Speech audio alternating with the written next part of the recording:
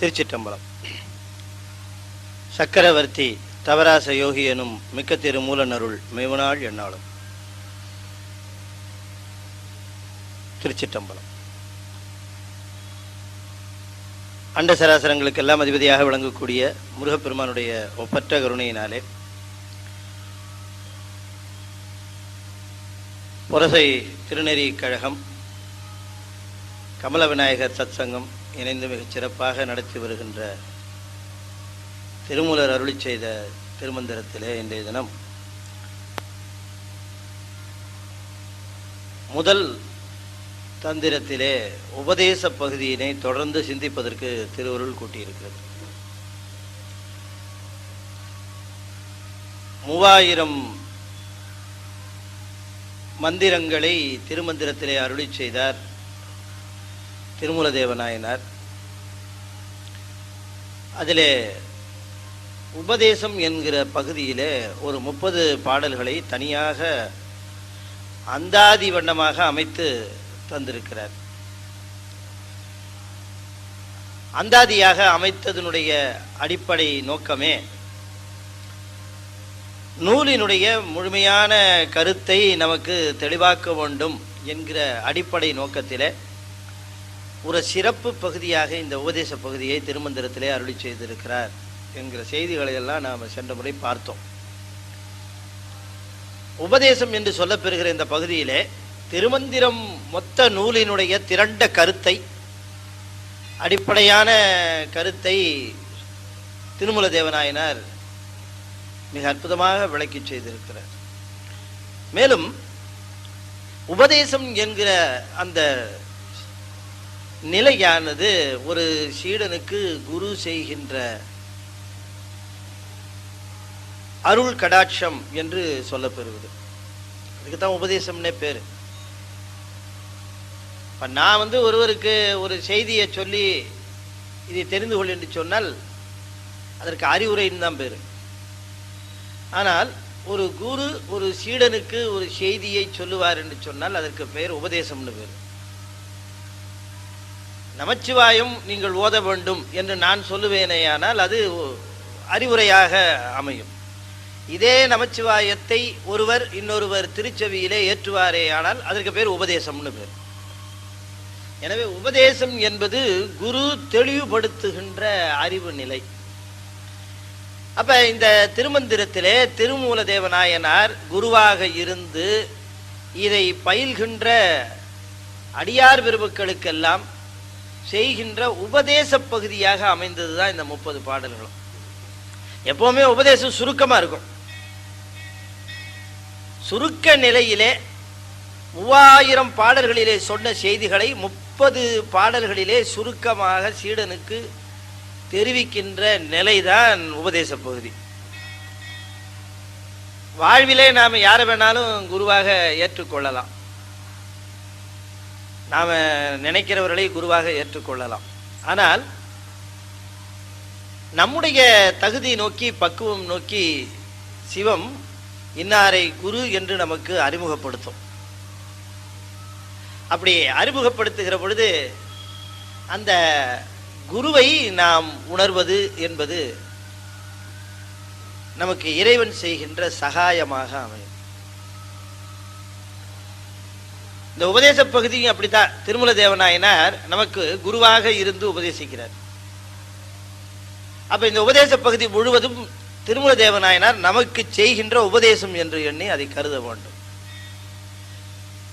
உபதேசம் பெற்ற பிறகு உபதேசத்திலிருந்து விரிவான அறிவு விளக்கத்தை பெறுவது சீடனுடைய கடமை. குரு சுருக்கமாக தான் சொல்லுவார். அதை கொண்டு சீடன் பயில பயில பக்குவ முதிர முதிர அனுபவங்கள் அதிலிருந்து பலவாறாக விரியும். சுருக்கமாக தான் சொல்லுவார். சும்மா இரு சொல்லற, இதுதான் உபதேசம். யாருக்கு? அருணகிரிநாதருக்கு. அவரே சொல்லுகிறார், செம்மான் மகளை திருடும் திருடன் பெம்மான் முருகன் பிறவான் இரவான் சும்மா இரு சொல்லற என்றலுமே அம்மா பொருளொன்றும் அறிந்திலனே சொல்றார் இல்லையா? அப்ப முருகன் சொன்னது என்ன? நீட்டி முழக்கி 70 பக்கத்துக்கா சொல்லிட்டு இருந்தா இல்ல, சும்மா இரு சொல்லற, அவ்வளவுதான், முடிஞ்சு போச்சு. இதான் உபதேசம். உபதேசம் சுருக்கமா இருக்கும். அதனாலதான் 3000 பாட்டை 30ஆ சுருக்கிறார். 30 பாடல்களும் நமக்கு 3000 பாடல்களுடைய கருத்துக்களை சுருக்கி தருகிறார். 3000 பாட்டையும் படிக்க வசதி இல்லாதவர்கள் இந்த 30 பாடல்களையுமாவது கற்று அதனுடைய ஆழத்தை புரிந்து கொள்வார்கள் என்று சொன்னால் திருமூல தேவநாயனாரையே புரிந்து கொண்டதற்கு அது நிறைவாகும். நாம சென்ற முறை 3வது பாட்டு பார்த்தோம்னு நினைக்கிறேன். சென்ற முறை நாம பார்த்த பாடல் பதி பசு பாசம் என பகர் மூன்றில், பதி பசு பாசம் என பகர் மூன்றில், பதியினை போல் பசு பாசம் அனாதி, பதியினை சென்றணுகா பசு பாசம், பதியணுகில் பசு பாசம் நில்லாவே. இதுதான் நாம சென்ற முறை பார்த்த பாடல். இது விளக்கம் பார்த்துட்டோம் இல்லையா முழுக்க. சென்ற முறை நாம பார்த்த இந்த பாடல் 3 பொருள் உண்டுங்க சைவ சித்தாந்தத்துல. அடிப்படையா 3 பொருள்கள் உண்டு. பதி பசு பாசம். பேரு கொஞ்சம் பயமா இருக்கு, என்னவோ மாதிரி இருக்குங்க அப்படிங்கிறீங்களே. சரி,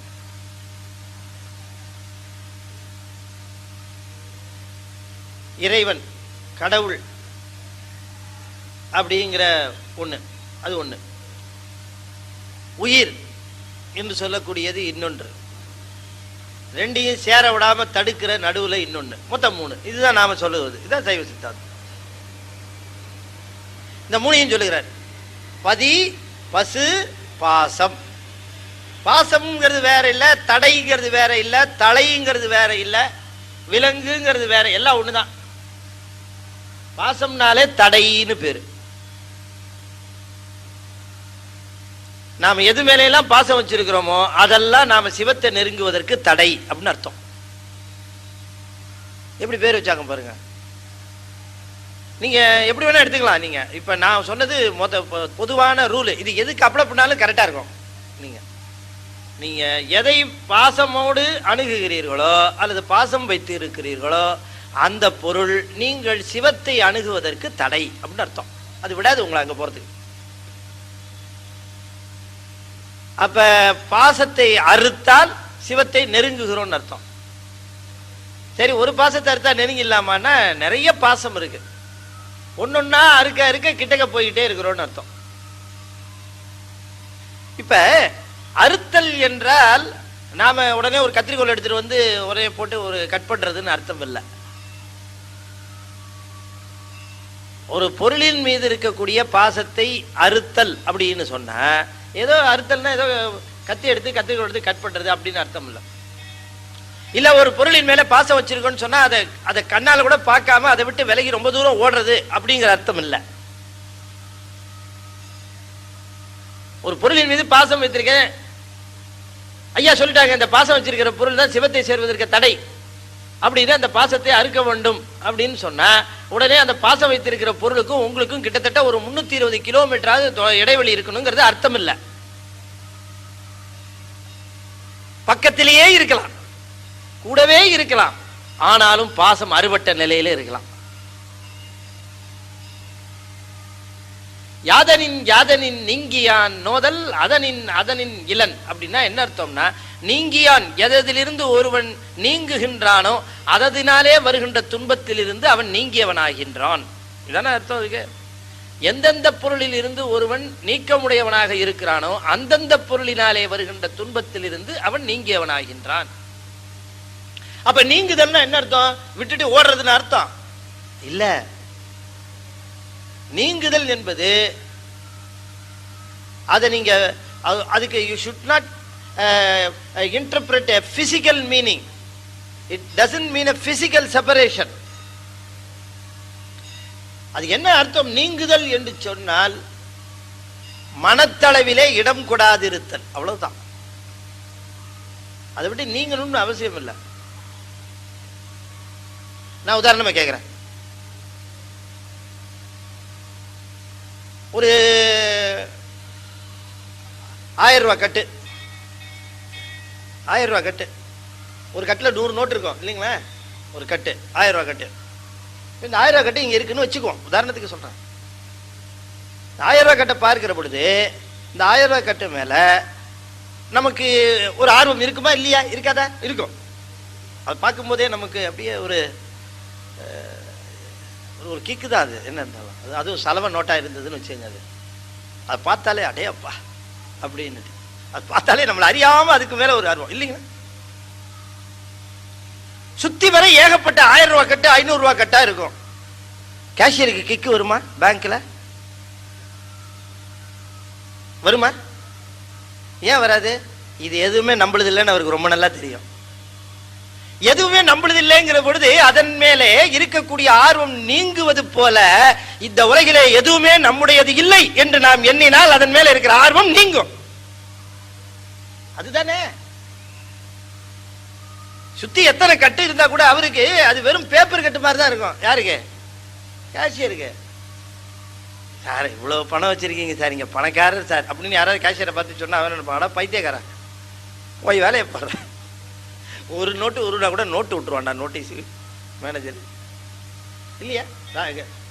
கொண்டு கணக்கு ஒப்படைக்கும் போது டேலி பண்ணி ஒப்படைக்கலன்னா இல்லையா? டேலி பண்ணணுமா இல்லையா?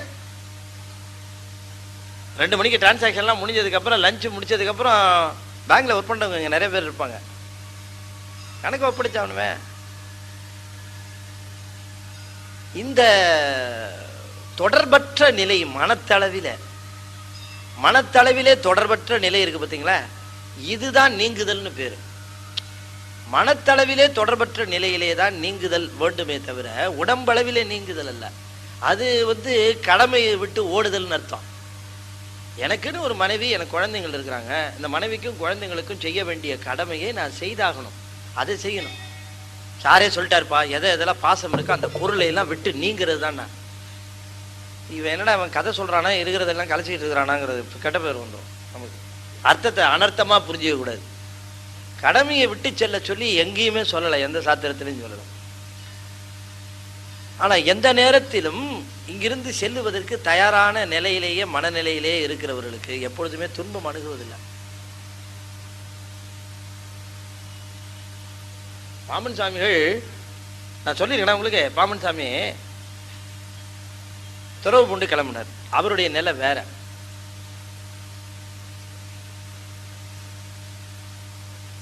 அந்த அம்மையார் என்ன பண்ணாங்க, பெரிய பையனை கூட்டிட்டு வந்துட்டாங்க. அவர் அப்பதான் போட்ல ஏறி உட்கார்ந்துருக்காரு. போட்ல ஏறி உட்காந்துட்டாரு. ராமேஸ்வரத்திலிருந்து கிளம்பி பையனோட நின்னாங்க. இவர் பார்த்தாரு தூரக்க, அந்த அம்மா நிக்கிறது பார்த்தாரு. என்ன பண்றது, போட்டுக்காரன் சொன்னார்ப்பா கொஞ்ச நாள் இருப்பா, ஒரு 5 நிமிஷம் எனக்கா இருப்பா அப்படின்னாரு. இருங்கிட்டே இறங்கி போனார். போன அந்த அம்மையார சொன்னார், நான் மெய்ப்பொருளை நாடி போகிறேன், என்னை தடுக்காது அப்படின்னாரு. அந்த பையனை காட்டி கேட்டாங்க, இவங்களுக்கெல்லாம் என்ன வழி சொல்லுங்கன்னு கேட்டாங்க. பையனை, பெரிய பையனை காட்டி. அப்போ என்ன வளரலாம், முருகன் இருக்கான் பார்த்துக்குவான், நீ எனக்கு ஒரு சத்தியம் பண்ணி கொடுன்னாரு. அந்த அம்மையை தயங்கினாங்க. பண்ணி கொடு எனக்கு ஒரு சத்தியம். என்னன்னு கேட்டாங்க. என்னை தேடி எங்கேயும் நீ வரக்கூடாது, நான் ஒரு இடத்துல இருக்கேன்னு தெரிஞ்சா கூட அந்த இடத்துல என்னை தேடி வரக்கூடாது, சத்தியம் பண்ணி கொடு. அந்த அம்மையார் சத்தியம் பண்ணி கொடுத்தது பெருசு இல்லை, அது கடைசி வரைக்கும் காப்பாத்தினாங்க. சென்னைக்கு ரொம்ப நீண்ட நாட்கள் ஆயிடுச்சு, பல வருடங்கள் ஆயிடுச்சு. சுவாமி பழுத்த அந்த ஞான பழமாவே விளங்குனாங்க. அந்த சமயத்துல ஒரு நாள் இப்படி அடியாரோட இருக்கிறாங்க. திடீர்னு என்ன நினைச்சாங்களோ தெரியல, இரவு நேரம் டக்குன்னு அந்த மாடியில ரூமுக்கு வெளியில கொஞ்சம் திறந்த வெளி, அங்க போயிடுறாங்க. போய் நின்று வானத்தையே பார்த்துட்டு இருந்தாங்க. அப்படி வானத்தை பார்த்து கொண்டே இருந்து விட்டு மீண்டும் திரும்பினார்கள். சரி முடிஞ்சிருச்சு, போயிட்டான், அவ்வளவுதான் அப்படின்னாங்க. வந்துட்டாங்க, ஒன்றும் முடிஞ்சு போச்சு. அடுத்த நாள் என்ன ஒருத்தருக்கு ஒன்றும் புரியல, என்ன சொன்னாருன்னு ஒன்றும் புரியல அவர் சொன்னது. மறுநாள் காலங்காத்தால ஒரு தந்தி வருது, அவருடைய பெரிய மகன் தவறிட்டான். தந்தியப்பா அவன் வாங்கும் போதே சொல்லிட்டார், பெரியவன் தவறிட்டான்டா, அதான்டா அது அப்படின்னு. அது இரவே தெரிஞ்சிருச்சு அவருக்கு, சுவாமிக்கு. அதாவது அன்றாட வாழ்விலே நமக்கு இருக்கக்கூடிய கடமைகளை விட்டு செல்லணும்னு ஞானிகள் நமக்கு சொல்லவே இல்லை. ஆனால் எந்த சூழ்நிலையிலே இருந்தாலும் கூட, எந்த சூழ்நிலையில் அமைந்திருந்தாலும் கூட, சிவம் ஒன்னைத்தான் பற்ற முடியுமே தவிர மற்றவற்றை எல்லாம் பற்றுதலுக்கு தேவையில்லாத பற்றுதலிலிருந்து விடுபட வேண்டிய நிலையில எந்த நேரத்தில் இருக்க வேண்டும் என்கிற எண்ணம் இருக்கணும். இதுதான் அதுல குறிக்கப்படுவது. அப்ப பாசம்ங்கிறது நடுவுல, பதிக்கும் பசுவுக்கும் நடுவுல இருக்கிற சுவர். அப்ப பதி இருக்குது, பசு இருக்கு, பாசம் இருக்கு. இந்த மூணுமே எப்பவும் இருக்கிறதுன்னாரு.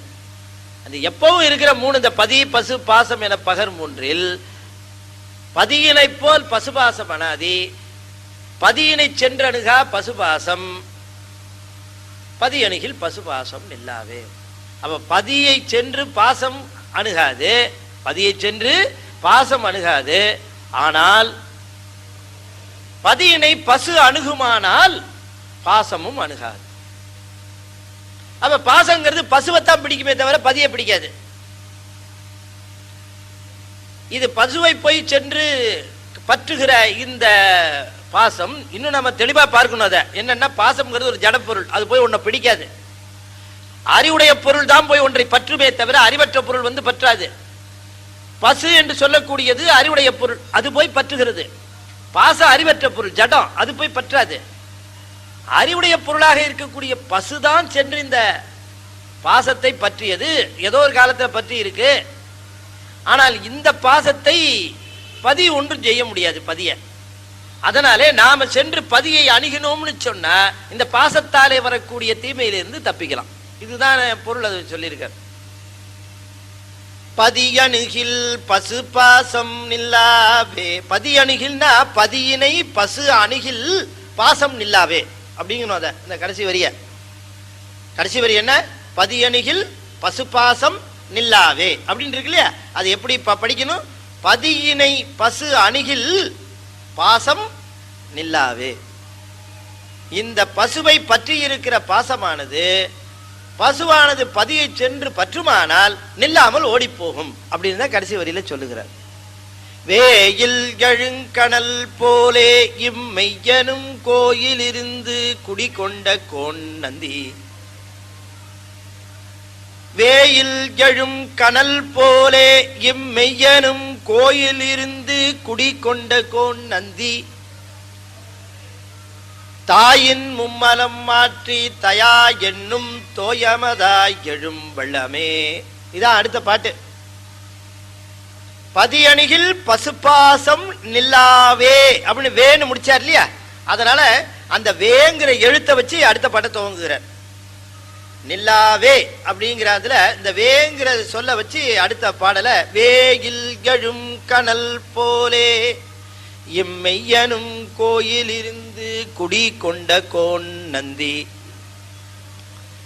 வேயில் எழும் கனல் போலே இம்மெய்யனும் கோயில் இருந்து குடிகொண்ட கோன் நந்தி. தாயின் மும்மலம் மாற்றி தயா என்னும் தோயமதாய் எழும் வெள்ளமே. இந்த உடம்புக்குள்ளே ஈஸ்வரன் இருக்கிறான். எப்படி இருக்கிறான் அப்படின்னு சொன்னா, வேயில் எழும் கனல் போலே இம்மெய்யனும் கோயில் இருந்து குடிகொண்ட கோன் நந்தி. இது கோயில்னு சொன்ன, கோயில் இருந்து குடிகொண்ட கோன் நந்தி.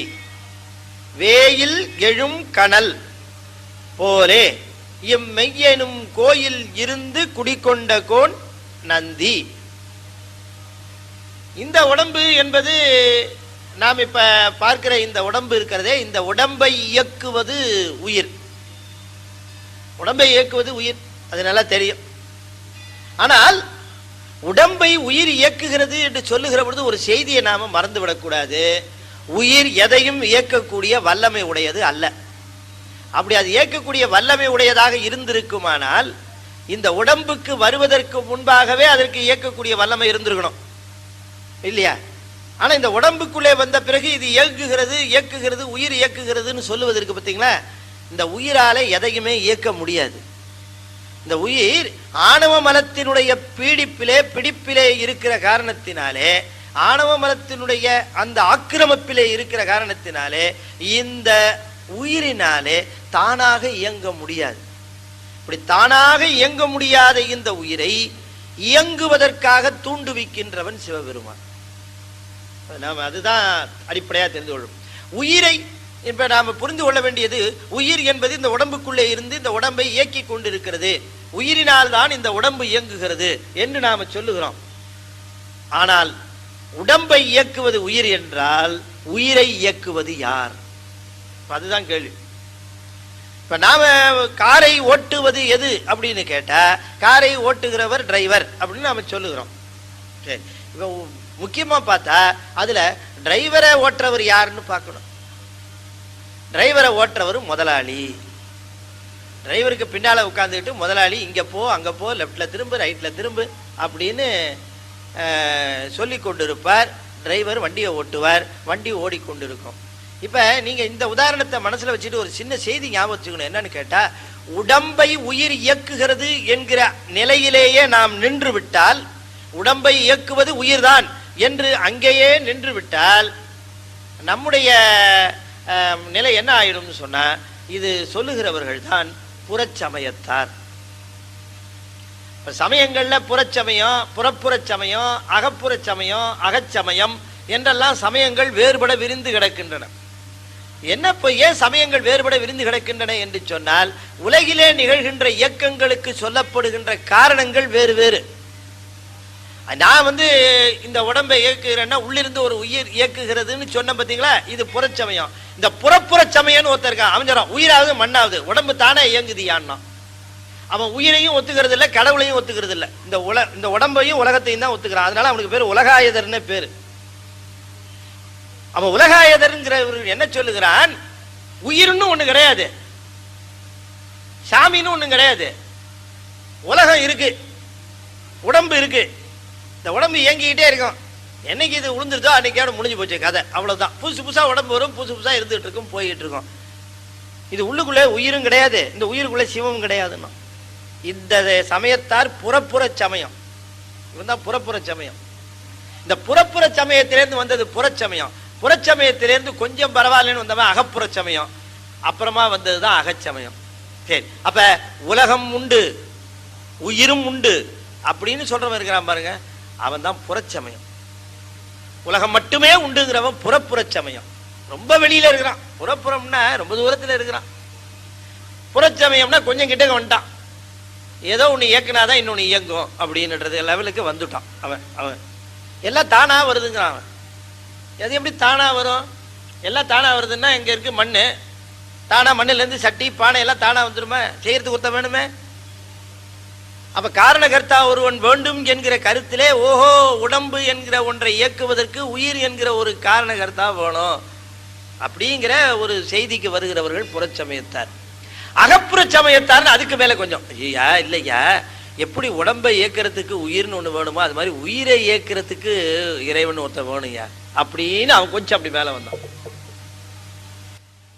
ஆக உடம்பு என்று சொல்லக்கூடிய ஒன்றும், அதற்குள்ளே இயக்குகின்ற உயிரும், அதை இயக்குகின்ற இறைவனும் என்று சொல்லக்கூடிய இந்த மூன்றும் இருக்கு பார்த்தீங்களா, இதுதான் பதி பசு பாசம். இந்த பதி பசு பாசம் வேற ஒண்ணும் இல்ல, வெளியில இருக்கிறது பாசம், நடுவில் இருக்கிறது பசு, உள்ளுக்குள்ள இருக்கிறது சிவம். இந்த பசுவானது வெளிப்பக்கமா பாசத்தை பார்த்து கொண்டிருக்கிறது, உள்ளே இருக்கிற பதியை பார்க்கல. உள்ளே இருக்கக்கூடிய பதியை எப்ப பார்க்க ஆரம்பிக்குதோ அப்ப வெளியில இருக்கிற பாசம் எலிமினேட் ஆயிடும். இது தத்துவமா சொல்லுகிறார்கள். இப்ப பாருங்க சொல்றார், இந்த உடம்பை இயக்குவதற்காக உயிரை உள்ளே புகுத்தினாய், இந்த உடம்புக்குள்ளே உயிரானது போகிறது, உடம்புக்குள்ளே உயிர் போகிறது. என்னென்ன வேலை செய்கிறாருன்னு நீங்க பின்னால கர்ப்பகிரியையில பார்க்கலாம். இப்போ நாம சொல்லுகிறோம், நேற்றைய தினம் வந்திருந்தவங்களுக்கு தெரியும், நேற்று சிந்திச்சோமா முந்தானத்தை சிந்திச்சோம் நாங்கள். கர்ப்பகிரியை அது வரும் நமக்கு, 2ஆம் தந்திரத்தில் வருகிறது கர்ப்பகிரியை. அந்த கர்ப்பகிரியைங்கிற ஒரு பகுதியில் அந்த கருவை கொண்டு போய் உள்ள வைக்கிற சிவபெருமான் என்னென்னலாம் செய்கிறான். நீங்க சொல்றீங்க குழந்தை பிறந்துருச்சுன்னு, நாம பிறந்துட்டோம்னு சொல்லுகிறோம். ஆனால் அங்கே என்னென்னலாம் சிவபெருமானுடைய கருணை அமைந்து கிடக்கிறது என்கிற செய்திகளை கர்ப்பகிரியன் ஒரு 45 பாட்டு சொல்றாரு திருமூலர். யாராலையும் சிந்திக்க முடியாத அளவுக்கு அற்புதமாக சிந்திச்சு சுவாமி நமக்கு தருகிறார். சிவன் செய்கிற சகாயங்கள்ல மிகப்பெரிய சகாயம் என்னன்னா, உயிரை கொண்டு போய் உடம்புக்குள்ள புகுத்துனது இல்லை, அது ஒரு பெரிய சகாயம் இல்லை. அதுக்கு மேல ஒரு சகாயம், அந்த உயிருக்குள்ள தன்னை புகுத்திக்கிட்டான் பாருங்க, அதுதான்.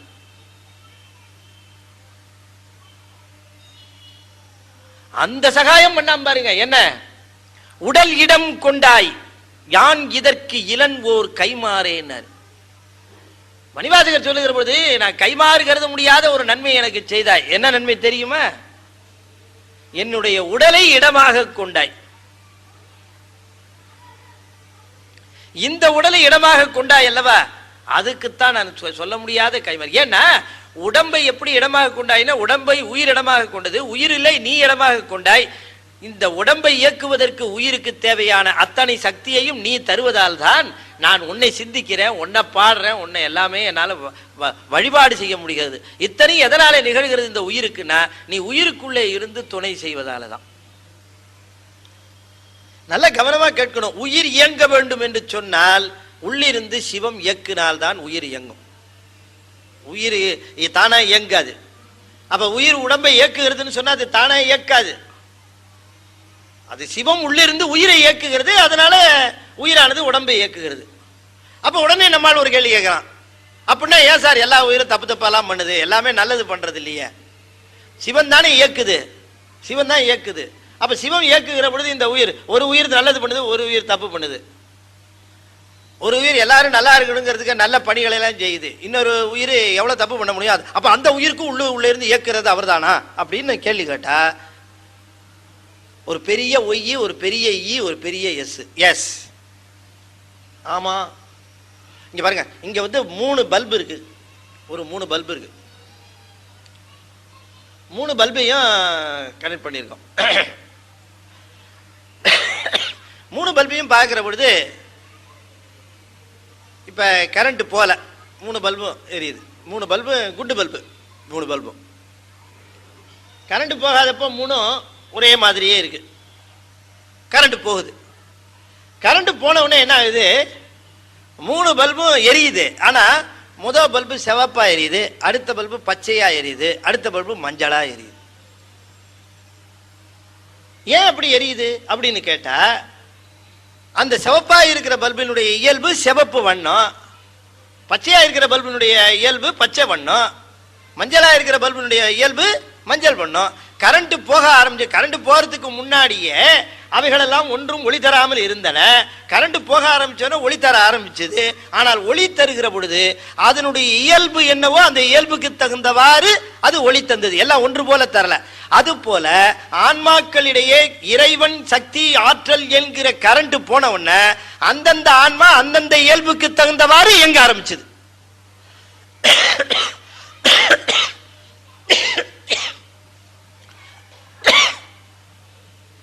இப்போ உங்களுக்கு அந்த இது தெளிவு பிறந்திருக்குன்னு நினைக்கிறேன். நல்லவன் நல்லதை நினைக்கிறது, கெட்டவன் கெட்ட நினைக்கிறது, இது எல்லாம் இறைவனுடைய கருத்து. இப்ப இறைவன், நான் உனக்கு இயங்குகிற ஆற்றல் கொடுத்துருக்கிறேன், நான் தான் உனக்கு இயங்குகிற ஆற்றல் கொடுத்தேன், நான் தான் நீ சிந்திக்கிற ஆற்றல் உனக்கு கொடுத்தேன், அதனால் நீ என் கோயிலுக்கு தான் வரணுமே தவிர மற்ற வேலையெல்லாம் செய்யக்கூடாதுன்னு இறைவன் சொல்றதே இல்லை. இறைவனுடைய ஒரே நிலை என்னன்னா, ஆற்றலை தருகின்ற பொழுது ஆன்மா தன்னுடைய இயல்புக்கு தகுந்தவாறு அது செயல்படும், அவ்வளவுதான். உள்ளிருந்து இறைவன் இயக்குவான், ஆனால் இயக்குகிற பொழுது ஆன்மா தன்னுடைய இயல்புக்கு தகுந்தவாறு தான் செயல்படுமே தவிர எல்லாம் ஒன்று போல செயல்படாது. அவை இயல்புக்கு தகுந்தவாறு தான் செயல்படும். இந்த பக்கம் ஒரு விதையை ஒருத்தர் விதைச்சார், அப்புறமா இந்த பக்கமா இருக்கிற நிலத்தை கொண்டு போய் இன்னொருத்தர் இன்னொரு விதையை விதைச்சார். மழை கொஞ்சம் பெஞ்சுது, நிலம் குளிர்ந்தது, விதைச்ச விதை முளைக்க ஆரம்பிச்சது. நீரும் பொதுவு, மண்ணும் பொதுவு. அப்ப முளைச்சு வருகிற ரெண்டும் ஒன்னா தான் இருக்குமா? ரெண்டும் ஒன்னா இருக்குமா? இவர் அவரையை விதைச்சாரு, அவர் துவரையை விதைச்சார். என்னங்க வரும்? அவரையிலிருந்து அவரை தான் வரும், துவரையிலிருந்து துவரை தான் வரும். மழை பெஞ்சிருச்சு, மண்ணும் பொது, மழை நீரும் பொது, விளைவது பொதுவா இல்ல, அது வித்தை பொறுத்தது.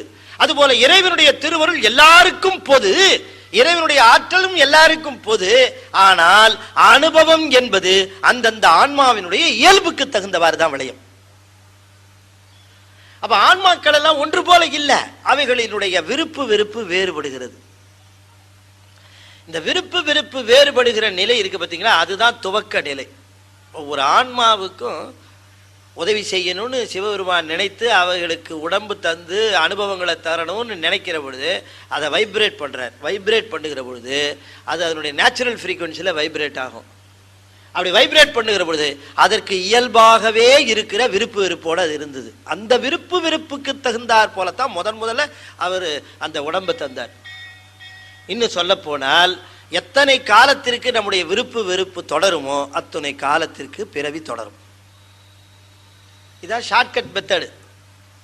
நமக்கு அடுத்த பிறவி உண்டா இல்லையான்னு நீங்கள் யாரையும் போய் கேட்டு தெரிஞ்சுக்க வேண்டிய அவசியமே இல்லை.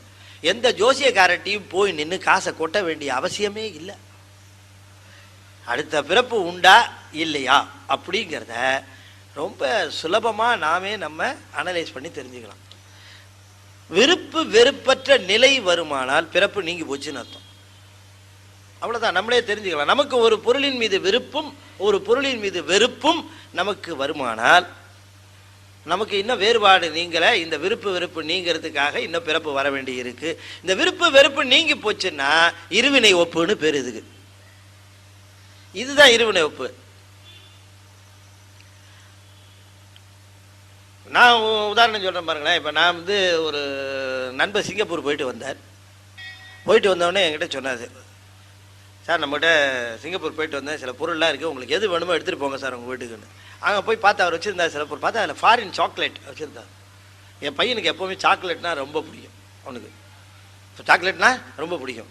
என் பையனுக்கு ரொம்ப பிடிக்குமே அவன் அப்படின்னுட்டு, சார் மித்தெல்லாம் வேணாம் எனக்கு சாக்லேட் தான். என்ன சார் ஃபாரின் சாக்லேட்டு அதான் வேணும் சார்.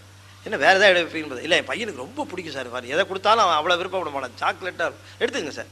அதை எடுத்துகிட்டு வந்தேன். எடுத்துகிட்டு வந்து வீட்டுக்கு சாயந்தரம் வந்த உடனே, வேலையிலேருந்து வந்த உடனே பையனுக்கு கொடுக்கணும். அப்படி எங்கே தப்பா அப்படின்னேன். உடனே சொன்னாங்க, பக்கத்து வீட்டுக்கு தான் போயிருந்தான், விளையாடுறதுக்கு எங்கே போயிருந்தான், வந்துடுவான். அப்படியா அப்படின்னுட்டு அந்த கொண்டு வந்த சாக்லேட்டை அந்த டேபிள் மேலே வச்சுட்டு உள்ள முகம் கழுவ போனேன். ஃபேஸ் வாஷ் பண்ணிவிட்டு டவலால் தொடச்சிவிட்டு அவங்களுடைய வர அந்த சாக்லேட்டு வச்சுருந்த காகிதம் வெத்து பேப்பராக கீழே கிடக்கு.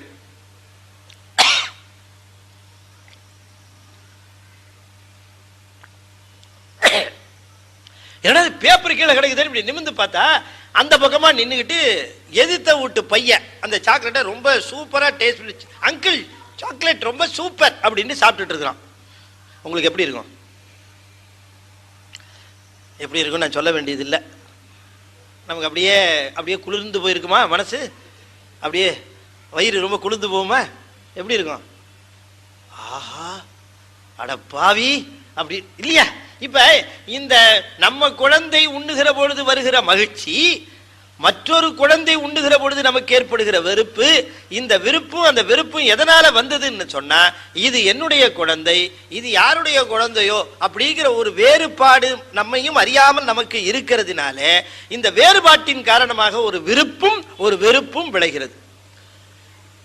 அதை பார்த்த உடனே அந்த நீ சாப்பிட்டியாடா, சரி சாப்பிட்டு போ, அவனுக்கு வேணா இன்னொரு தடவை வாங்கி கொடுத்தா போகுது, சாப்பிட்றப்படா நல்லா இருக்கடா குட் போ அப்படின்னு நீங்க போவீர்கள் என்று சொன்னால் நீங்க ரொம்ப முன்னால சிவனு கிட்டக்க வர ஆரம்பிச்சிட்டீங்கன்னு அர்த்தம். அதுக்கு இது வேற யாரும் டெஸ்ட் பண்ணி பார்க்க வேண்டாம், நீங்களே நமக்கே அது தெரிஞ்சு போகும் நாம் எங்க இருக்கிறோம் அப்படிங்கிறது. அப்ப இதை அதை ஒரு பெரிய சமாச்சாரமாவே எடுத்துக்காம இன்னும் எத்தனை பேர் இருக்கிறாங்க இல்லைன்னு சொல்லி நினைச்சிடாதீங்க.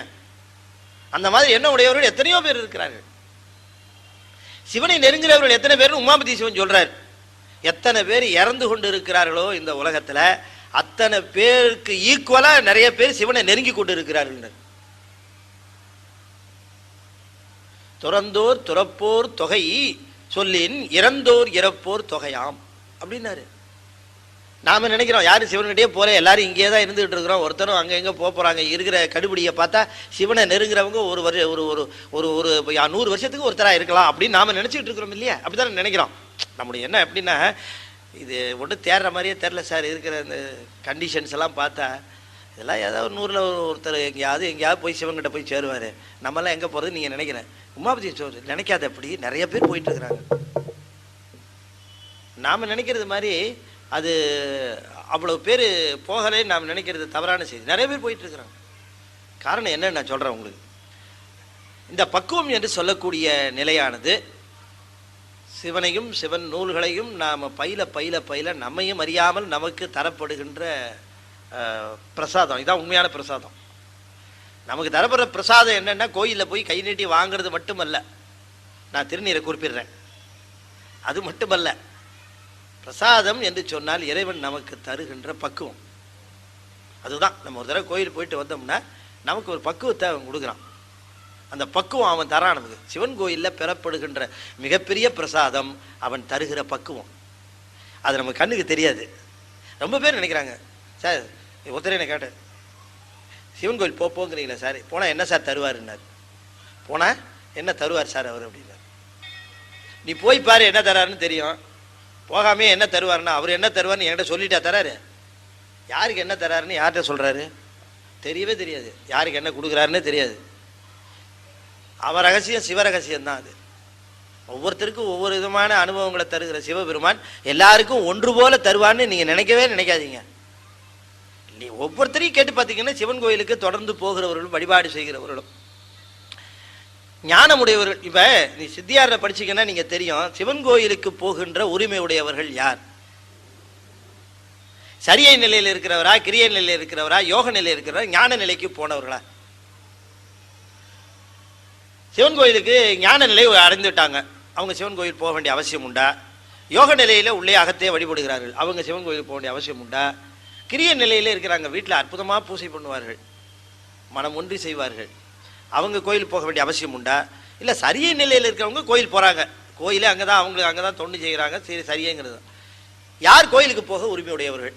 சரியில் இருக்கவங்க மட்டும் போகலாமா, கிரியையில் யோகத்தில் இருக்கவங்க ஞானத்தில் இருக்கவங்க போகலாமா வேணாமா? நம்ம ஞானத்திலேருந்து வருவோம். இப்போ ஞான நிலையில் இருக்கவங்க கோயிலுக்கு போகலாமா வேணாமா? அவசியமா அவசியம் இல்லையா? உங்கள் கருத்து என்ன? தேவை எங்கேருந்து வருது குரல்? தேவையில்லைன்னு சொல்கிறாங்க அவங்க. ரொம்ப அவங்க தெளிவாக சொல்கிறாங்க, அதான் கருத்துக்கே தேவையில்லை அப்படிங்கிறாங்க. அப்புறம் வேறு யாராவது உங்கள் இந்த பக்கம் போக வேண்டியதில்லை அவங்க சொல்கிறாங்க. ஆனவுடனே உள்ளே வந்து தான் அவங்க எதுக்கு கோயில் போகணுங்க. நீங்கள் சொல்லுங்கம்மா. நீங்கள் இல்லை எனக்கு ரைட்டாக தப்பாக தெரியாது, நான் உங்கள் கருத்து என்னன்னு கேட்குறேன். எனக்கே தெரியாது சரியா தெரியுமா தெரியாது, போகலாமா வேணாமாங்கிறது இல்லை. இல்லை உங்கள் கருத்து என்னன்னு கேட்குறேன். தேவையில்லை தேவையில்லை. அந்த பக்கம் கடைசியா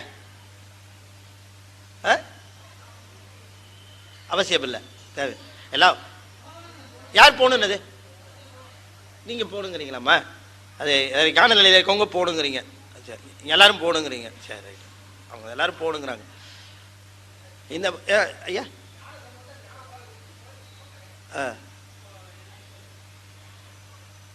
இல்லை ஞான நான் சொல்கிறது ஞானம் நிலையில் எழுதி உள்ளே பார்க்கறது தான் யோகம். அப்புறம் வெளியிலே எல்லாவற்றையும் சிவமாக பார்க்கிற நிலையில் இருக்கிறவங்க ஞான நிலையில் இருக்கிறாங்க இல்லைங்களா? அது ஞான நிலையில் இருக்கிறவங்களுக்கு கோயில் போவது அவசியமா இல்லையா அப்படின்னு தான் கேள்வி. அவசியம் இல்லைன்னு பெரும்பாலானவருடைய கருத்து அவசியம் இல்லைன்னு ஒரு அம்மையார் சொல்கிறாங்க, போகணுங்கிறாங்க. அதுக்கு எதாவது காரணம் இருக்காமா போகணுங்கிறீங்களா?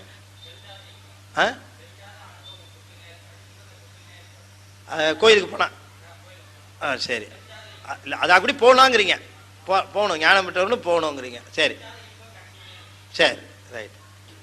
நீங்கள் எதுமா காரணம்? அவர் ஏதோ அந்த பேரின்பம் வழங்குவார் அதனால கோயிலுக்கு போகணும் அப்படிங்கிறார். நீங்கள் என்ன சொல்கிறீங்க? நீ கோயில் போகணுன்னு சொன்னால் அதுக்கு ஒரு காரணம் இருக்கணும் இல்லையா?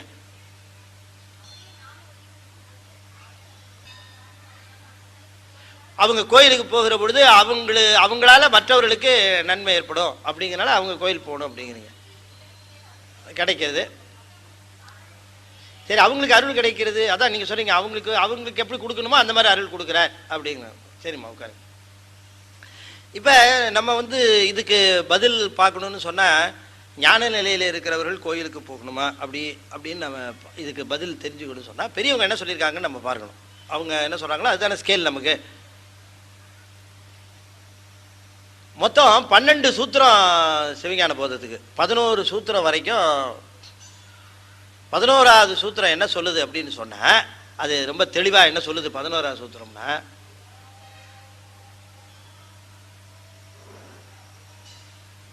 ஒரு பசுவானது பாசத்தை விட்டு நீங்குகிற பொழுது பதியிடம் சென்று சேருகிற பொழுது பதி என்ன தருவான் அப்படின்னு சொல்லுது. ஆன்மா பாசத்தை விட்டு விலகுமானால், இந்த ஆன்மா உயிருங்கிறதுக்கு என்ன கிளாசிபிகேஷன் புரிஞ்சுங்க. ஆன்மானா உடம்பு எடுக்காத நிலையில ஆன்மான்னு பேரு, உடம்பு எடுத்த நிலையில அதுக்கு உயிர்னு பேரு, தத்துவங்களோடு கூடி இருக்கிற நிலையில புருஷன்னு பேரு அதுக்கு. இதுதான் அதுக்கு வேறுபாடு, வேற ஒண்ணும் இல்லை. உயிர் வேற ஆன்மா வேற இல்லை. ஆன்மா உயிராகுது, ஒரு உடம்புக்குள்ளே போய் அது கருவிகரணங்களோட இருந்ததுன்னா உயிர்னு பேரு, கருவிகரணங்கள்லாம் இல்லாமல் இருந்ததுன்னா அதுக்கு ஆன்மான்னு பேர். அவ்வளோதான், வேற ஒன்றும் இல்லை. சரி, அணுத்தன்மை உடையது ஆன்மா. சரி, இப்போ அதில் இந்த 11ஆம் சூத்திரத்தில் ரொம்ப தெளிவாக சொல்லிட்டார். பாசத்தை விட்டுச்சுன்னா அது பதிய போச்சு. பதி என்ன கொடுக்கும் அப்படின்னு கேட்ட, பாச நீக்கமும் சிவப்பேரும்னு சொல்லுது. அதாவது இந்த நோய் நீக்கத்தையும் கொடுக்கும், அந்த பாச நீக்கத்தையும் அதுதான் கொடுக்குது. அதே நேரத்தில் பாச நீங்கினதுக்கு பிறகு ஏற்பட்ட அந்த வலி நீக்கத்திற்கு பிறகு அது பேரின்பத்தையும் வழங்கும். அதாவது நோயுற்ற ஒருவன் துன்புறுகிற பொழுது நோயை நீக்குவது மட்டும் முக்கியம் அல்ல, நோய் நீங்கிய பிறகு அவன் நல்ல உணவை விருந்தாக உண்ண வேண்டும். ரெண்டும் தானே வேணும். ஒருவனுக்கு நோய் நீங்கினால் ஒரு இன்பம் வரும், உண்மைதான். நோய் நீங்கிருச்சுன்னா இன்பம் வரும். நோய் இல்லை, வயிற்று வலி போயிருச்சு, இப்ப சந்தோஷமா இருப்பான். ஆனா அது உண்மையான சந்தோஷம் இல்லை. அவன் நல்ல உணவு சாப்பிடணும். அதான் வயிற்று வலி போயிருச்சு, எதுக்கு சாப்பாடு கேட்கிற அப்படின்னு நான் சொல்ல முடியும் அவனை. வயிற்று வலி என்பது நோய் நீக்கம், ஆனா நல்ல விருந்து உண்ணுதல் என்பதுதான் உண்மையான இன்பம். ஆக வயிற்று வலி என்பது நீக்கம் என்பதுதான் வீடு, விருந்து உண்ணுதல் தான்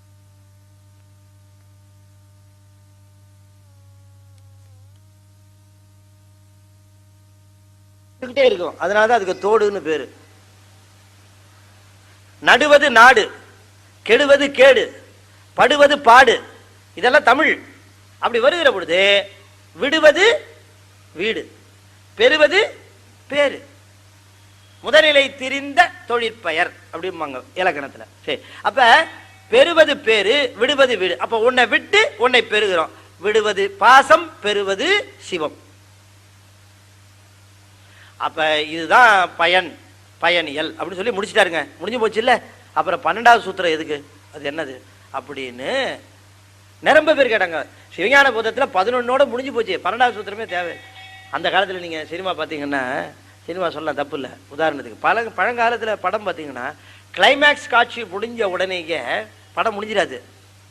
கிளைமேக்ஸ் முடிஞ்ச உடனே எப்படியாவது கதாநாயகன் கஷ்டப்பட்டு கதாநாயகியை காப்பாற்றிடுவான், காப்பாற்றி படம் முடிஞ்சு போயிடும். முடிஞ்சு போன உடனே அதுக்கப்புறம் ஒன்று ஒரு ஒரு வேறுபாடு உண்டு, சொல்ல முடியுமா? யாராவது பழைய படம் பார்த்தவங்க சொல்லுவாங்க, கல்யாணத்துக்கு அப்புறமும் ஒன்று வைப்பான் பார்த்தீங்கன்னா, ஒரு நல்ல ஒரு பாட்டு சீக்வன்ஸ், ஒரு நல்ல டான்ஸ் ஒன்று வைப்பான். பழைய படங்கள்லாம் பாருங்க நீங்கள், கிளைமேக்ஸ் முடிஞ்சோடனே ஒரு பாட்டோட தான் முடிப்பான்.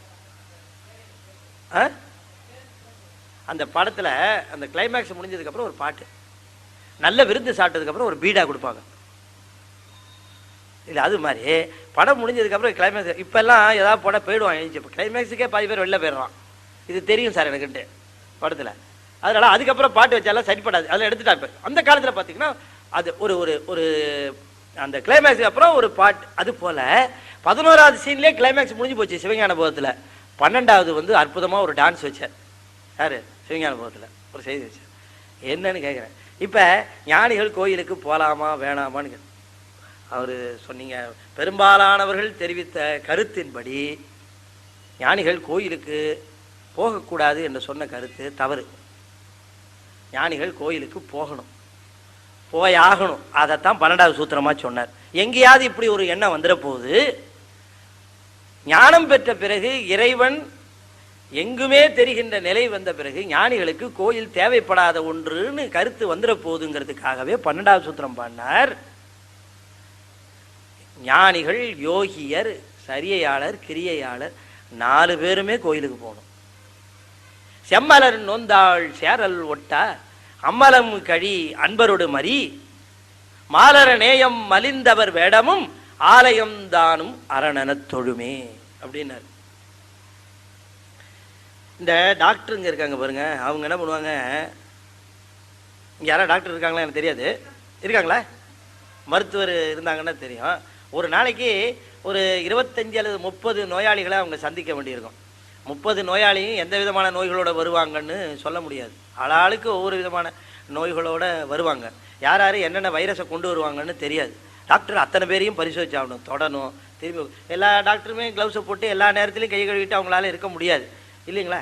அதனால் தம்மையும் அறியாமல் எந்த வைரஸும் தொற்றிக்கொள்ளக்கூடாதுங்கிறதுக்காக அவங்க என்ன பண்ணுவாங்க,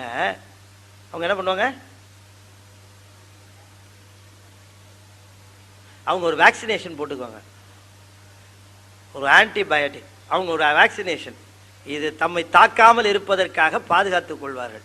அதுபோல இந்த உலகத்திலே ஞானம் பெற்ற நிலையிலே இருக்கிற இந்த ஞானிகள், ஜீவன் முத்தர்களாக இறைவனுடைய திருவுருளை முழுவதும் பெற்றவர்கள், உடம்பு இந்த உலகை விட்டு நீங்குகிற வரைக்கும் இங்கேயே இருக்க வேண்டிய கட்டாயத்தில் இருக்கிறவர்கள், சுத்தி வர இருக்கிற வைரஸுக்கு பயந்து கோயில்ங்கிற வேக்சினேஷனை அப்பப்போ போட்டுக்கிட்டாதான் தப்பிக்க முடியும்.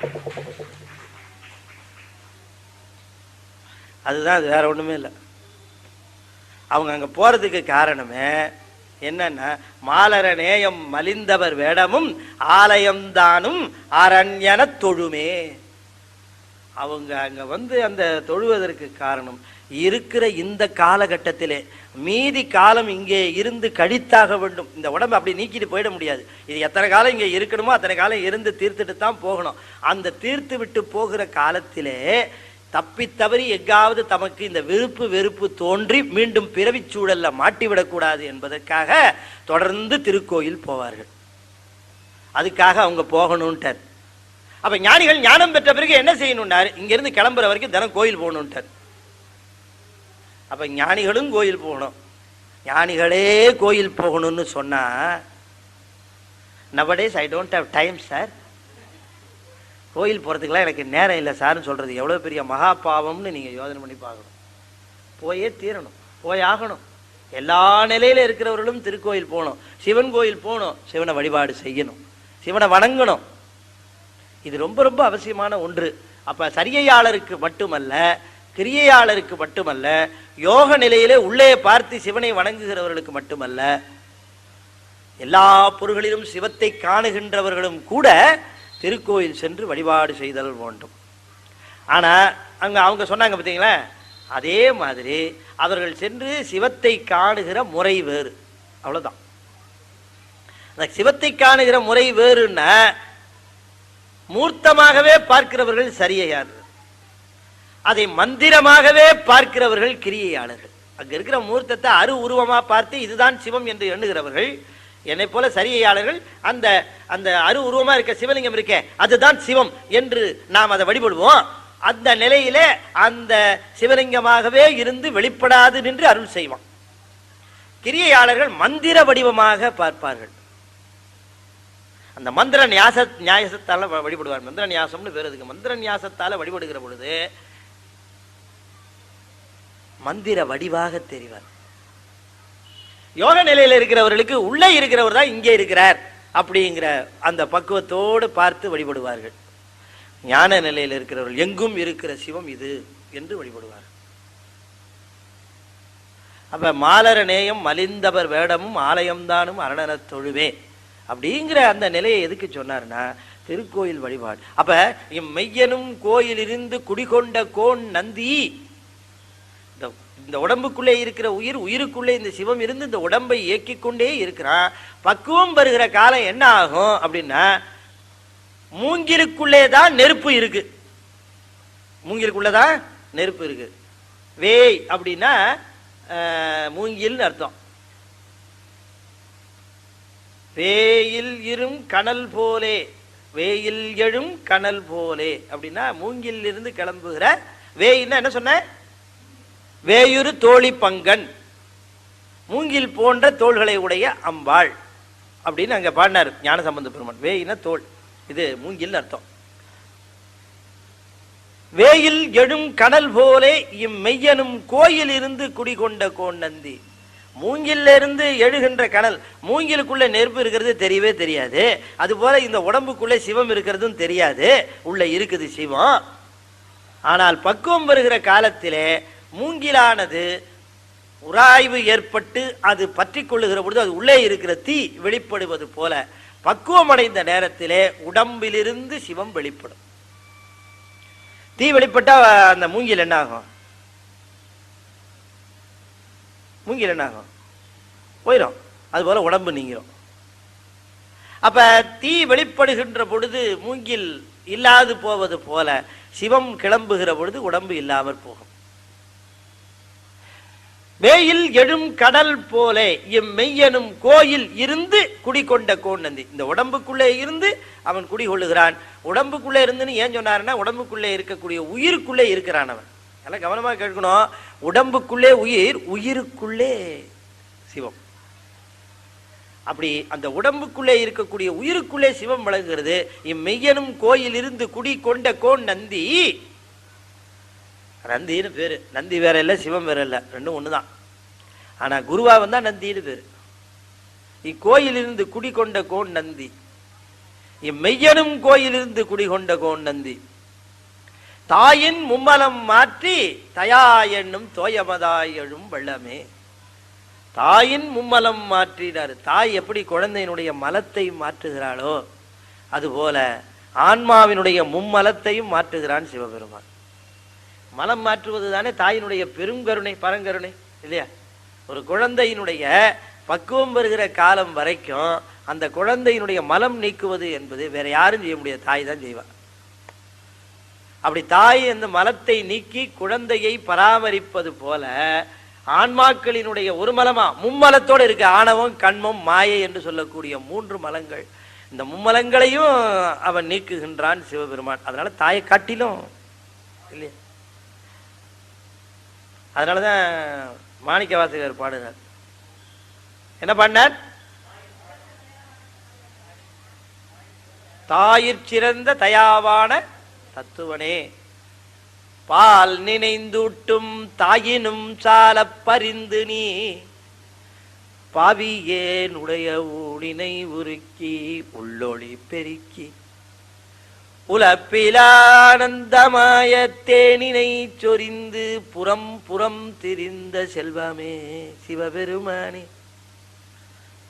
நான் உனை தொடர்ந்து சிக்கன பிடித்தேன் எங்கெழுந்தருளுவது இனியே. பால் நினைந்தூட்டும் தாயினும் சால பரிந்து நீ பாவியேனுடைய ஊனினை உருக்கி உள்ளொளி பெருக்கி. ஊன் உருகணும், உள்ளொளி பெருகணும். இன்னொரு தடவை சொல்லட்டுமா? ஊன் உருகணும், உள்ளொளி பெருகணும். ஊன் பெருகக்கூடாது, உள்ளொளி சுருக்கும். ஊனினை உருக்கி உள்ளொளி பெருக்கி உழப்பில ஆனந்தமாய தேனினை சொரிந்து புறம் புறம் திரிந்த செல்வமே. ஆஹா, இந்த குழந்தைக்கு இந்த பால் சாதம் ஊட்டணும்னா அந்த தாய் என்ன பண்ணுவா தெரியுங்களா? இது என்ன டேக்கா கொடுக்குங்கிறீங்க, இது அங்கே போகும் இங்கே போகும், அது கண்ணா கண்ணா வாடா வாடா, டே இங்கே பாடுறா இங்கே பாடுறா, டே இங்கே வாயே இங்கே வாயேன்னு இந்த குழந்தை எங்கெங்கெல்லாம் போகுதோ அங்கெங்கெல்லாம் போய் ஊட்டுவாய்வன். இந்த குழந்தை எங்கெங்கே போகுதோ அங்கெல்லாம் போய் போய் தேடி பிடிச்சி பிடிச்சி கண்ணா கண்ணான்னு தூக்கி வச்சு அதை பராக்கு காட்டி இல்லையா, குழந்தை போகிற பக்கமெல்லாம் தாய் போய் குழந்தைக்கு உணவு ஊட்டுவாள். இந்த சிவபெருமானும் அப்படிதான் பண்ணாராம். கண்ணா பின்னான்னு கண்ட இடத்துல நான் அலைஞ்சேன், என் பின்னாலேயே வந்து புறம் புறம் திரிந்த செல்வமே, என் பின்னாலேயே வந்து வந்து எனக்கு அருள் ஊட்டினாயே. அவர் திரிந்தார், புறம் புறம் ஏன் திரிந்தார்? நான் தெரிஞ்சுக்கிட்டு இருந்தேன். நான் எங்கெங்கெல்லாம் போறேனோ அங்கெங்கெல்லாம் பின்னால வந்து வந்து என்னை விடாம பற்றி எனக்கு அருள் ஊட்டினாய். பால் நினைந்தூட்டும் தாயினும் சால பரிந்து நீ பாவியேனுடைய ஊனினை உருக்கி உள்ளொளி பெருக்கி உழப்பிலா ஆனந்தம். உழப்பிலான்னாரு, உழப்பிலா ஆனந்தமா? என்ன உழப்பிலா ஆனந்தம்? வற்றாத ஆனந்தம்னாரு. தாயின்னு சொல்ல வந்தவர் தாயை காட்டிலும் அப்படின்னார். பால் நினைந்தூட்டும் தாயினும், அது உலகத்திலேயே மிகச்சிறந்த பொருள்னு சொல்ல வந்தா தாய் தான். ஏதோ சிவபெருமானுக்கு ஒப்புமையா சொல்லணும்னு சொன்னா தாய் தான், வேற ஒண்ணுக்கும் ஒத்தரையும் சொல்ல முடியாது. ஆனா எங்க சிவம் அந்த தாயை காட்டிலும் அப்படின்னாரு. அப்படின்னா என்ன அர்த்தம்? ஏன் சார் தாயை காட்டிலும்னு சொன்னாருன்னா அதுக்கு அதுலயே பதில் வைக்கிறார் பாருங்க, அதான் அற்புதம். பால் நினைந்தூட்டும் தாயினும் சால பரிந்து நீ பாவியேனுடைய ஊனினை உருக்கி உள்ளொலி பெருக்கி உலப்பிலா ஆனந்தம். தாய் என்னதான் கருணையுடையவளா இருந்தாலும் 6 மாசம் 1 வருஷம் கழிச்சு பால் வத்திரும். ஆனா வற்றாத அருள் கருணை உடையவன் சிவபெருமான், அதாவது உலவாத அன்புடையவன். உலப்பிலா ஆனந்தம்.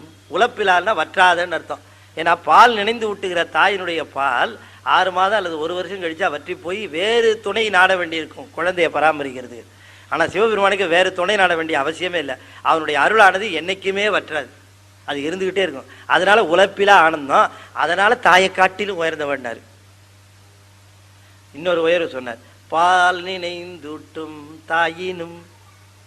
என்னதான் இருந்தாலும் தாய் ஊட்டுவா, ஆனா நினைந்து தான் ஊட்டுவா, நினைந்து ஊட்டுவா. என்ன நினைந்து ஊட்டுவான்னாரு, இந்த குழந்தை பெரியவனாச்சுன்னா நமக்கு வேணுங்கிறதெல்லாம் செய்யும், நம்மளை கொஞ்சம் காப்பாற்றும், நமக்கு வீடு வாங்கி கொடுக்கும், நகை வாங்கி கொடுக்கும், நமக்கு பேரை வாங்கி கொடுக்கும்னு நினைந்து நினைந்து ஊட்டுவா. இந்த மாதிரி எந்த நினைப்பும் இல்லாமல் சிவபெருமான் ஆன்மாக்களுக்கு அருளை வாரி வழங்குகிறான். ஏதாவது எதிர்பார்த்தா கொடுக்குறான் அவன் நமக்கு அருள். பால் ஊட்டுவா தாய், நினைந்து ஊட்டுவா. பால் நினைந்து ஊட்டும் தாயினும் சால பரிந்து நீ. என்ன இந்த பிறவியில கொண்டு வந்து போட்டானே அவன், இவன் 40 வருஷம் கழிச்சு என்னை பத்தி பேசுவான்னு நினைச்சா போட்டான். அது தேவை, ஈடேறணும் இந்த ஆன்மாங்கிறதுக்கு தானே என்ன இந்த பிறப்பை போட்டான். அவனை நான் புகழ்ந்தா என்ன புகழாட்டி என்ன, அவன் புகழ் என்ன குறையவா போகுது? அவன் புகழ் வற்றாத போகுது. எத்தனையோ பேர் எவ்வளவோ பாட்டு பாடிட்டாங்க. திருஞான சம்பந்தர் பாடி முடிச்சார், காரைக்காலமையார் பாடி முடிச்சார், திருநாவுக்கரசர் பாடினார், சுந்தரமுத்து சுவாமிகள் பாடினார், மாணிக்கவாசகர் வந்து பாடினார், திருமூலர் பாடினார், ஐயா திருப்பல்லாண்டு என்ன திருவிசைப்பா என்ன பாடினாங்க. சொல்ல முடியாத அளவுக்கு கபிலரு, பரணரு, நக்கீரரு எல்லாரும் பாடினாங்க. என்ன என்ன முடிஞ்சா போச்சு? முடிஞ்சா போச்சு. 96 வரி எழுதினாரு சிவபுராணத்துல. 96 வரி விறுவிறுன்னு சிவபுராணத்துல சிவபெருமானுடைய புகழை சொல்லிட்டே வந்து கடைசியில் சொன்னார், சொல்லற்கு அரியானை. அப்ப இது வரைக்கும் சொன்னது என்ன? எப்படி முடிக்கிறார் பாருங்க, சொல்லற்கரியானை சொல்லி திருவடிக்கு. நான் எவ்வளவு 96 வரி சொல்லிட்டேன்னு சொல்லிட்டேன்னு நினைக்கிறாதீங்க. சொல்லற்கு அரியவனவன். சொல்ல முடியாது, வார்த்தைகளால சொல்ல முடியாது, வார்த்தைகளுக்கு அப்பாற்பட்ட உலப்பிலா ஆனந்தமாயனர். பால் நினைந்தூட்டும் தாயினும் சால பரிந்து நீ பாவியே நுடைய ஊனினை உருக்கி உள்ளொளி பெருக்கி. அதுதான் நிகழ்கிறது. பிறவிகள் தோறும் உள்ளொளி பெருகணும், ஊனு போயிட்டே இருக்கணும். இந்த ஊன் போகுது, உள்ளொளி பெருகணும்.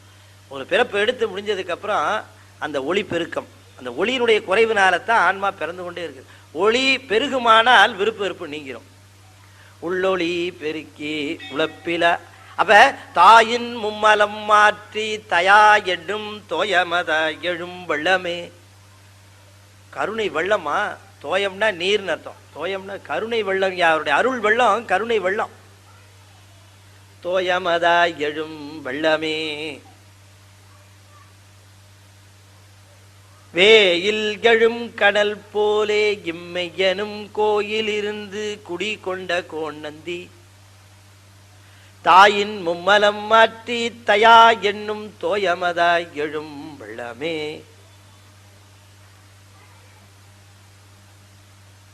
இப்ப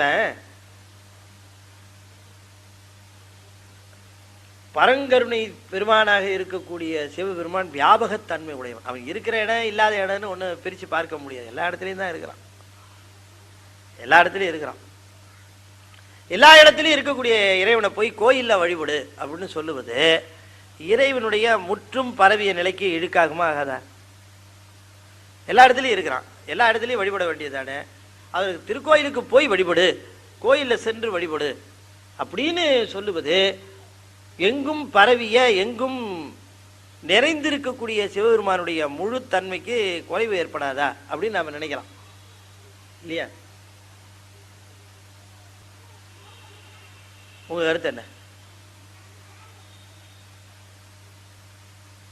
இறைவன் எங்கும் இருக்கிறாங்கிறது உண்மைதான், அதுல சந்தேகம் இல்லை. அது இதுக்கு ஒரு உதாரணம் சொல்லுவேன். சொல்லியிருக்கேனா? சொல்லியிருக்கேனா? இந்த பக்கம் கேட்டா தெரியும். என்னம்மா அதாவது முன்னையெல்லாம் பார்த்தீங்கன்னா இந்த தெற்கால பார்த்தீங்கன்னா போலீஸ்காரவங்க சைக்கிளில் லைட்லாம் போனவங்களெல்லாம் பிடிப்பாங்க. சைக்கிளிஸ்ட்டு 6-7 மணிக்கு மேலே லைட்லாம் போனால் இந்த சைக்கிளிஸ்ட்லாம் பிடிச்சிருவாங்க. விளக்க ஏற்றி வச்சுக்கணும், ஒரு பேட்டரி லைட்டாக வச்சுக்கணும். அதுக்குன்னு சைக்கிள் லைட் இருக்குது. சென்னையில் போலீஸ்காரவங்க வந்து சைக்கிளிஸ்ட்லாம் பிடிக்கிறது இல்லை. பெரிய கேஸ் இருக்கும்போது சின்ன கேஸ் எதுக்கு, 2 வீலரு 3 வீலர் 4 வீலரில், அதனால் இவங்களை விட்டுருவாங்க. அங்கே பிடிப்பாங்க. அப்படி ஒருத்தரை பிடிச்சார். 7 மணிக்கு மேலே அவர் லைட்லாம் போனார். அவர் டக்குன்னு பிடிச்சிட்டார் ஒரு போலீஸ்காரர். எனக்கே கேட்டார், லைட் இல்லாமல் வர அப்படின்னு. அவர் கேட்டார், எங்கே பார்த்தாலும் லைட்டாக எரியுது, என் சைக்கிளில் லைட் இல்லைன்னா என்னங்க ஆக போகுது அப்படின்னு கேட்டார். அப்படியா அப்படின்ட்டு போலீஸார் கீழே உட்காந்தார். என்ன பண்ணுறாருன்னு பார்த்தா சைக்கிள்லேருந்து டியூப்லேருந்து காற்றை அவுத்து விட்டுட்டு இருந்தார். ஐயோ என்ன செய்கிறீங்கன்னாரு. காற்றை அவுத்து விட்றேன். ஐயோ காற்று அவுத்து விட்டீங்கன்னா நான் எப்படி போகிறது? எங்கே பார்த்தாலும் காற்றா இருக்குது, உன் சைக்கிள் டியூப்பில் மட்டும் என்ன தனியாக காற்று விடுமா அப்படின்னாரு. எல்லா இடத்துலையும் தானே காற்று இருக்கு, எல்லா இடத்துலையும் காற்று இருக்குது. ஆனால் சைக்கிள் டியூப்ல இருக்கிற காற்று அதிக அழுத்தத்தோடு இருக்குது. அதிக அழுத்தத்தோடு இருக்கிற காற்று பயன்படும். எல்லா இடத்துலையும் இறைவன் இருக்கிறான். திருக்கோயிலில் அதிக அழுத்தத்தோடு விளங்குகிறான். அடியார்களுக்கு அருள் பாலிக்கிறான். அவ்வளோதான் வேறுபாடு. எல்லா இடத்துலையும் இருக்கிற காற்று டியூபுக்குள்ள அதிக அழுத்தத்தோடு இருக்கிற பொழுது அது பயன்படுகிறது. அதுபோல இறைவன் எல்லா இடங்களிலும் நிறைந்திருந்தாலும் கூட திருக்கோயிலில் அதிக அழுத்தத்தோட மந்திரத்தினால அங்கே ஆவாகனம் பண்ணி வச்சிருக்கிறாங்க. அங்கே அவர் விளங்கி கொண்டு இருக்கிறார். உடம்பு முழுவதும் பசுமாட்டுக்கு பால் இருக்கு. மடியை பிடிச்சி கறந்தா தான் வருமே தவிர கொம்பை பிடிச்சி கறந்தா வராது. அதுபோல இறைவனுடைய திருவருள் கிட்டுகின்ற இடம் இந்த பசுவினுடைய மடி போல திருக்கோயில். அந்த திருக்கோயில் வழிபாடு என்பது கோயில் அப்படின்னா இறைவன் உள்ளே இருக்கிற இடம், அந்த கற்ப கிரகம் தான் கோயில். ஆலயம்னா கோயில் இருக்கிற வளாகம். இப்ப இது வந்து கோயில், இது கோயில், உள்ளே இருக்கிறது ஆலயம். இது ஆலயம், உள்ளே இருக்கிறது கோயில். உள்ளம் பெருங்கோயில், ஊனுடம்பு ஆலயம். உடம்பு ஆலயம், உள்ள இருக்கிறது கோயில். நம்ம கோயிலுக்குள்ள போன இப்ப கோயில் போயிட்டு வரேன்னு சொல்லுவது எதை சொல்றோம்னா கற்ப கிரகத்தை தான் கோயிலுங்கிறோம். அந்த கருவறை இருக்கு பாருங்க, அது பேரு கோயில். அந்த காம்பவுண்ட் இருக்கு, அதுக்கு பேர் ஆலயம்னு பேர். அந்த ஆலயம் என்று சொல்லக்கூடிய இடத்திற்கு செல்லுகிற பொழுது கோயில் என்று சொல்லக்கூடிய கருவறை, நம்ம உடம்பே ஒரு கோயில் தான். இந்த உடம்பு அமைப்பும் கோயில் தான். இதனுடைய அமைப்பைத்தான் அங்கே நம்ம அந்த கோயிலாக செய்து வைத்திருக்கிறோம். அதைத்தான் இங்கே அற்புதமாக நம்ம இந்த மெய்யனும் கோயில் இருந்து குடிகொண்ட கோன் நந்தி அப்படின்னார். இதுக்கு கோயில்னு ஏன் பேர் சொன்னாருன்னா, இது சிவம் உள்ளே இருக்கிறதுனால இதுக்கு கோயில். உள்ளே இருக்குது சிவம். எனக்கு மட்டும் இருக்குதா? எல்லாருக்கும் தான் இருக்குது. நல்ல வண்டியும் இருக்கு, கெட்ட வண்டி இருக்கு, எல்லாத்துலேயும் இருக்கு. எல்லா வேறுபாடே இல்லாமல் எல்லாருடைய, நாம சொன்ன மாதிரி உயிருக்குள்ள அது இருந்து இயக்குனா தான் இயங்கும். பின்னால ஒரு பாட்டு சொல்லுவார், படமாட கோயில் பரமருக்கு ஒன்றியின் அது நடமாட கோயில் நம்பருக்கு ஆகா, நடமாட கோயில் நம்பருக்கு ஒன்றியின் அது படமாட கோயில் பரமருக்கு ஆமே அப்படின்னு சொல்லுகிறார். இந்த நடமாட கோயில் படமாட கோயில்ங்கிறது யாரை குறிக்கிறது என்று சொன்னால், யாரு உள்ளத்தை கோயில் மாதிரி வைத்திருக்கிறார்களோ அவர்களுக்கு தான் அது பொருந்தும். ரோட்ல போற வரவனுக்கெல்லாம் சாப்பாடு போட்டுக்கிட்டு இது அவன் தான் நடமாட கோயில்னு நாம சொல்லக்கூடாது. நடமாட கோயில்ங்கிறது வேற, நடமாடும் கோயில் இல்ல, நடமாட கோயில். அது டூவண்ணா போடக்கூடாது. அந்த பாட்டு வருகிற போது நான் சரியா விளக்குறேன். நடமாட கோயில், பட மாட கோயில், பட மாடுங்கோயில்னு சொல்லக்கூடாது, நடமாடும் கோயில்னு சொல்லக்கூடாது. நடமாட கோயில். மாட கோயில்னா கோயில் அமைப்பு. அந்த காலத்துல எல்லாம் கோயில்ல சிலை கிடையாது, படத்துல தான் எழுதி வச்சிருவாங்க. சரி, இன்னைக்கும் பாத்தீங்கன்னா ஈழத்துல ஆமா கதிர்காமத்தில் திறதான் நரம்பு கோயிலில் படம் தான் எழுதி வச்சு வழிபட்டார்கள். அப்புறம் தான் பிற்காலத்தில் சிலைகள்லாம் வந்தது. அப்போ திருமூலர் காலம் அதனால தான் ரொம்ப முன்னால் 2ஆம் நூற்றாண்டு 3ஆம் நூற்றாண்டுன்னு சொல்கிறதுக்கு காரணமே இந்த ஒரு பாட்டில் சொல்கிறது தான். ஏன்னா அவர் மாட கோயில், படம் மாட கோயிலுங்கிறாரு. படம் எழுத பெற்ற மாட கோயில்னா கோயில் வகைகளில் ஒன்று. இது நடமாடுகின்ற கோயில்கள். இந்த அடியார்கள் யார் கோயில்னா உள்ளே இருக்கிற கோயிலை தினம் திறந்து வச்சு பூஜை பண்ணி நைவேத்தியம் பண்ணி கொண்டு இருந்தா தானே கோயில்னு பேர். உள்ள கோயில் இருக்கிறதே தெரியாமல் பூட்டி வச்சுட்டு பூஜையே பண்ணாமல் இருக்கிறதெல்லாம் கோயிலை. அவனுக்கு எதுக்கு நீ சாப்பாடு போடணும்? அவசியம். அறம் வேறு அருள் வேறு. நீ பறிச்சவனுக்கு சாப்பாடு போடுற, அது அறத்தின் பால் பட்டது, அதை அங்க விட்டுரு. ஆனா அது இதுல சேராது. நடமாட கோயில் படமாட கோயிலுங்கிற பாட்டை எடுத்து வச்சுக்கிட்டு பாடு படுத்துறாங்க. இது வேற அது வேற. நடமாட கோயில்னு யாரை சொல்லுகிறார் அப்படின்னு சொன்னா, யார் ஒருவர் உள்ளே சிவம் இருக்கிறதை உணர்ந்து அந்த சிவபெருமானுக்கு உள்ள கோயில்ல தினந்தோறும் வழிபாடு செய்து பூஜை செய்து வழிபாடு செய்கிறாரோ அவர் தான் நடமாட கோயில். சும்மா நடமாடி தெரிஞ்சுக்கிட்டு இருக்கிறவங்களாம் நடமாட கோயில் இல்லை.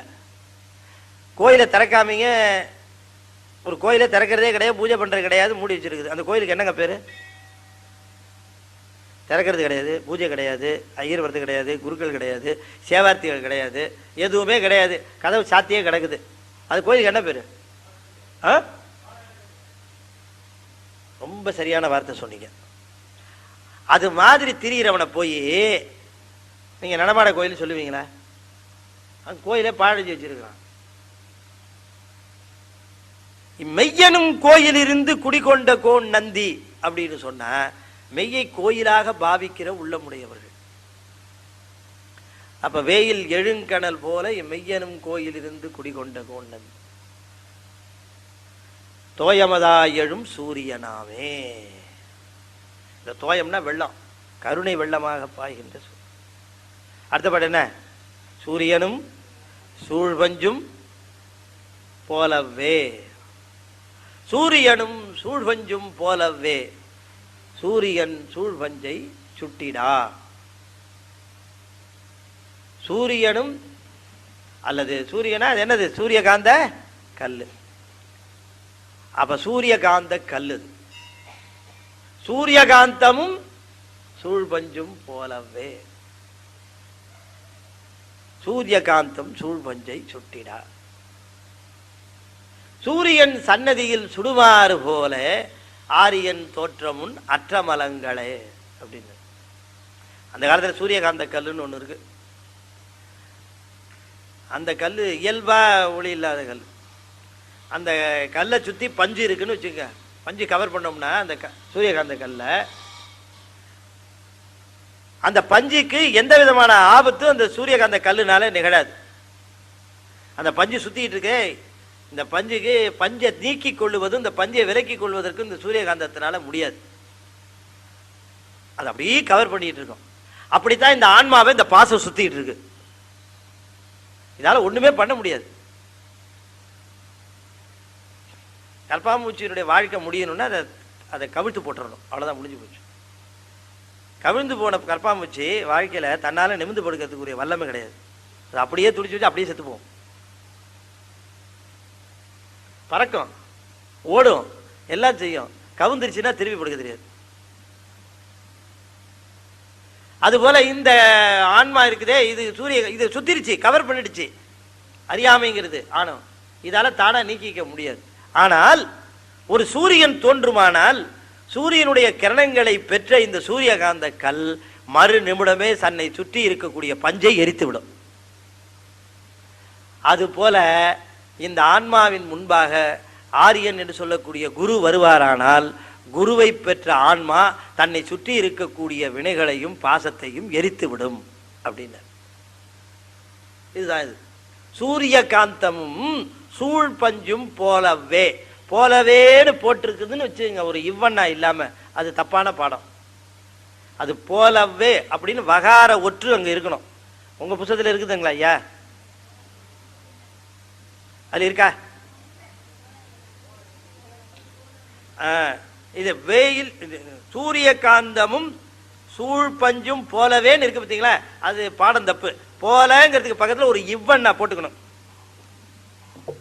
போலவே இவ்வு வரணும், அதான் சரியான பாடம். போலவே அவ்வே அப்படின்னா அவைகள் அர்த்தம். அவைகள் முன்னே போல அவை. சூரியகாந்தமும் சூழ்பஞ்சும் போல அவை. அவ்வேனா அவைகள். எது? பாசமும் இந்த பசுவும் ஆகிய அவைகள் சூரியகாந்தமும் சூழ்பஞ்சும் போல. போலவே அப்படின்னா அவைகள் போலவே அவைகள். எது போலவே? இந்த உயிரும் இந்த பாசமும் சூரியகாந்தமும் அது மேல இருக்கிற பஞ்சும் போலவே. அப்படின்னு அர்த்தம் அதுக்கு. புரியுதா உங்களுக்கு? அவ்வேனா அவைகள்னு அர்த்தம். அவைகள் என்பது இந்த உயிரையும் பாசத்தையும் குறிச்சது. சூரியகாந்தமும் சூழ்பஞ்சும் போலவே சூரியகாந்தம் சூழ்பஞ்சை சுட்டிடா. இந்த காந்தக்கல்லு சூரிய பஞ்சை ஒன்றும் பண்ண முடியாது, தன்னை சுத்தி இருக்கிற பஞ்சை அதுக்கு விலக்கி கொள்ளக்கூடிய வல்லமை இல்லை. ஆனால் சூரியன் சன்னதியில் ஒரு சூரியன் தோன்றுமானால் சூரியனுக்கு முன்பாக இருக்கக்கூடிய கிரணங்களை கிரகித்து அதனால் வல்லமை பெற்று நெருப்பு உண்டாகி தன்னை சுற்றி இருக்கிற பஞ்சை தானாக எரித்து விடும். எது? இந்த சூரியகாந்த கல். அதுபோல ஆரியன் தோற்றம் முன், ஆரியன் என்றால் குரு, குருவினுடைய தோற்றத்திற்கு முன்பாக குரு வருவாரானால் இந்த உயிரானது தன்னுடைய கிரணங்களை குருவிடமிருந்து பெற்ற அருள் கிரணங்களை கொண்டு தன்னை சுற்றி இருக்கக்கூடிய மலமான பஞ்சை எரித்து விடும். இந்த அளவில் இன்றைய தினம் நான் நிறைவு செய்து இதனுடைய தொடர் விளக்கத்தை அடுத்த சனிக்கிழமை என்று நாம் தொடர்ந்து இதை சிந்திப்போம். தொடர்ந்து உபதேச பகுதியை நாம் சிந்தித்து வருவோம் என்று சொன்னால் திருமூலரை ஓரளவு புரிந்து கொண்டதற்கான நிலை கிடைக்கும். பிறகு தொடர்ந்து நாம் திருமந்திரம் முழுவதையும் சிந்திப்போம். இந்த அற்புதமான ஞான வழியை இங்கே நமக்கெல்லாம் அமைத்து தருகின்ற மணிவாசகம் ஐயா அவர்களுக்கும் சரவணன் ஐயா அவர்களுக்கும் மற்றும் ஆதரவாளர்கள் அத்தனை பேருக்கும் என்னுடைய சென்னி சேர்த்த வணக்கங்களை தெரிவித்துக் கொண்டு, திருமந்திரத்தை ஓத ஓத தெளிவு, அறிவில் தெளிவு, ஞானம்ங்கிறது என்ன தெரியுங்களா? பயமின்மை, எதுக்கும் அஞ்சாத தன்மை. நமார்க்கும் கூடியல்லோம் நமனை அஞ்சோம். இதுதான். எதுக்கு பயம் வருது? ஞானம் இல்லாததுனால தான் பயம் வருது. ஞானம் இருக்கிறவர்கள் பயப்படவே மாட்டாங்க, அஞ்சாத தன்மையோடு இருப்பாங்க. எனவே அந்த சிவஞானம் கைகூடி வரும் என்று சொல்லி இந்த அளவில் நிறைவு செய்து வருகின்ற சனிக்கிழமை மீண்டும் மாலை மிகச்சரியாக 7 மணிக்கு நாம் சந்திப்போம் என்று கூறி விடைபெறுகிறேன். நன்றி, வணக்கம். திருச்சிற்றம்பலம்.